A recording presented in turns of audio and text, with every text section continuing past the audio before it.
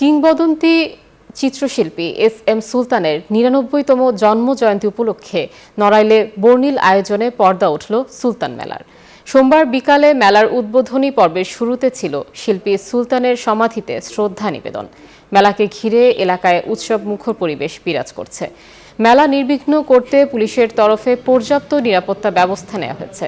মেলার উদ্বোধনী দিনে বৈশাখের তাপদাহ উপেক্ষা করে নানা বয়সের দর্শনার্থীর ব্যাপক সমাগম ঘটে। এবার সর্বোচ্চ ১৫ দিন ব্যাপী এ মেলা অনুষ্ঠিত হচ্ছে। সুলতানকে কেন্দ্র করে নড়াইলের যে সাংস্কৃতিক অঙ্গন সেটি আবর্তিত হয়, এটি প্রকাশিত হয় এই মেলাতে। আমাদের বর্তমান যারা প্রজন্ম আছে, বর্তমান ছাত্র আছে, ছাত্রীরা আছে, তারা যেন সুলতান সম্পর্কে জানতে পারে। খুবই ভালো। সুলতান মেলা আমাদের একটা ঐতিহ্যবাহী মেলা। সুলতান মেলা হচ্ছে আমাদের প্রাণের মেলা। প্রতি বছর আমরা এখানে আসি এবং খুব ভালো উপভোগ করি। আমাদের ঐতিহ্যের এক সাক্ষী।